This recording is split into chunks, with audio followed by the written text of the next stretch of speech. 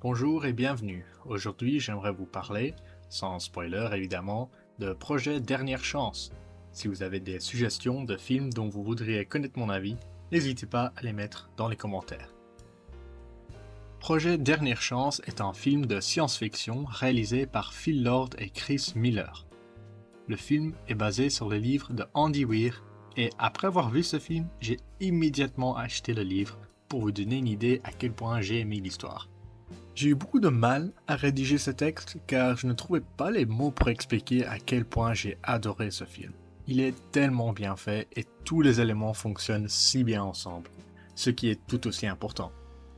Je pense que le plus important dans n'importe quel film de science-fiction, c'est l'aspect visuel. Et heureusement, la cinématographie de ce film est tout simplement spectaculaire. Genre, j'aurais pu prendre une capture d'écran de n'importe quel moment et ça ferait un poster. Je trouve qu'ils ont vraiment bien réussi à traduire l'émotion et la gravité de l'histoire, rien qu'à travers la façon dont le film est tourné.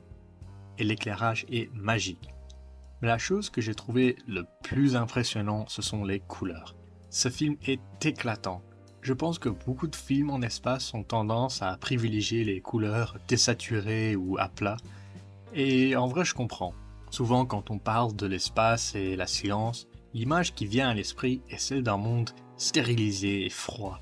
Et on pense au contraste entre l'espace qui est sombre, noir, et les laboratoires, blancs et lumineux. Heureusement, Projet Dernière Chance n'a pas peur de prendre le contre-pied de cette tendance et je pense que c'est vraiment cette vivacité qui lui permet de se démarquer autant dans le genre. Et ce dynamisme ne se limite pas non plus aux images.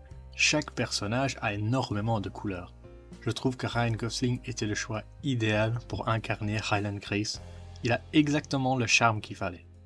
Je suis généralement un peu sceptique quand un grand acteur super connu est au centre de la promotion d'un film. Il me semble parfois que le succès du film pèse juste sur le fait qu'il y ait cet acteur, mais ce n'est absolument pas le cas pour Projet Dernière Chance. Gosling est formidable et on peut remarquer tout de suite l'étendue de son talent, ce que j'ai trouvé vraiment impressionnant. Honnêtement, tous les acteurs de ce film sont excellents, et la façon dont ils interagissent et dialoguent est si naturelle et si bien écrite. Sur ce, je trouve vraiment que l'équilibre trouvé entre humour et sérieux tout au long de l'histoire est tout simplement incroyable. Les scénaristes méritent vraiment d'être félicités.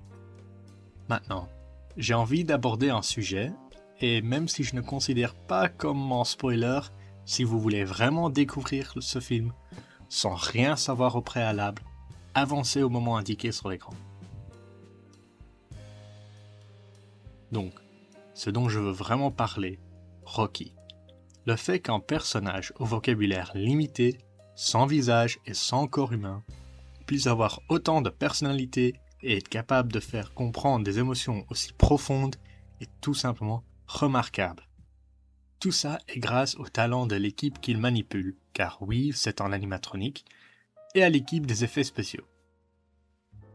Je dois également saluer la bande originale de Daniel Pemberton. Je trouve que ses compositions pour ce film sont des chefs-d'œuvre et j'ai écouté la bande originale en créant cette vidéo, ce qui m'a rappelé toutes les émotions que j'ai ressenties en regardant le film. Vous le connaissez sans doute pour son travail sur les films Spider-Verse, mais il est à l'origine de tant d'autres bandes originales fantastiques qu'il n'est vraiment pas surprenant qu'il ait assuré pour Projet Dernière Chance.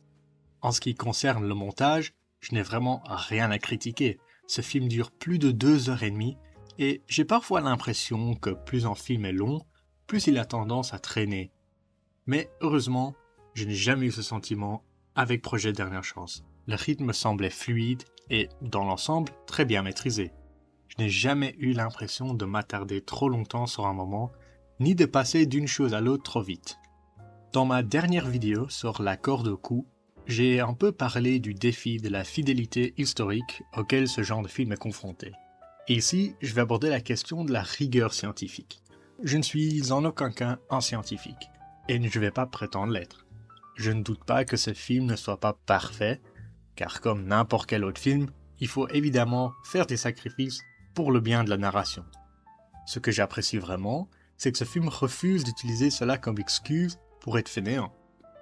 C'est-à-dire, généralement, quand l'histoire peut fournir une explication à quelque chose, elle le fait. Elle ne s'appuie jamais sur le cliché « cette chose est possible, parce que c'est de la science-fiction, donc c'est comme ça. Et pour quelqu'un comme moi, cela signifie que les notions scientifiques complexes ne sont jamais évitées, mais ils ne sont pas non plus simplifiés à l'extrême, ce que j'apprécie vraiment. Pour ceux qui ont vu Seul sur Mars, qui est également adapté dans le livre d'Andy Weir, vous allez peut-être comprendre ce que je veux dire. C'est maintenant que normalement j'exprimerai mes avis plutôt négatifs, mais j'ai vraiment du mal à en trouver. Si je devais chipoter, je dirais qu'il y a quelques détails laissés en suspens que le film ne résout pas vraiment, comme certains éléments qui ne sont pas vraiment expliqués. Mais après tout, il s'agit d'une adaptation d'un livre. Les scénaristes ont beaucoup moins de temps pour tout expliquer. À mon avis, les questions qui restent en suspens ont probablement une explication dans le livre. Mais elles ne sont tout simplement pas assez importantes pour qu'ils y consacrent du temps dans le film, ce que je comprends tout à fait. Aucune adaptation ne peut être parfaite, et je ne pense sincèrement pas qu'elles doivent l'être pour rendre justice à l'œuvre originale. Je comprends pourquoi ces détails ont pu être laissés de côté, et cela n'affecte pas mon opinion sur ce film. Cela dit, j'attribue à Projet Dernière Chance une note de 10 sur 10, et je pense qu'il la mérite vraiment. J'irais même jusqu'à dire que pour moi, il se classe parmi les 3 meilleurs films de science-fiction spatiale, à savoir 2001 l'Odyssée de l'espace, Interstellar et maintenant celui-ci. J'ai déjà hâte de revoir ce film, et vous devrez en faire autant. Merci beaucoup d'avoir écouté mon avis. Si vous avez votre propre avis sur ce film, n'hésitez pas à m'en faire part dans les commentaires. Abonnez-vous si vous souhaitez découvrir d'autres critiques de films au fur et à mesure de leur sortie au cinéma, et j'apprécierai énormément tout soutien apporté à ma chaîne principale. Merci encore à vous et à bientôt.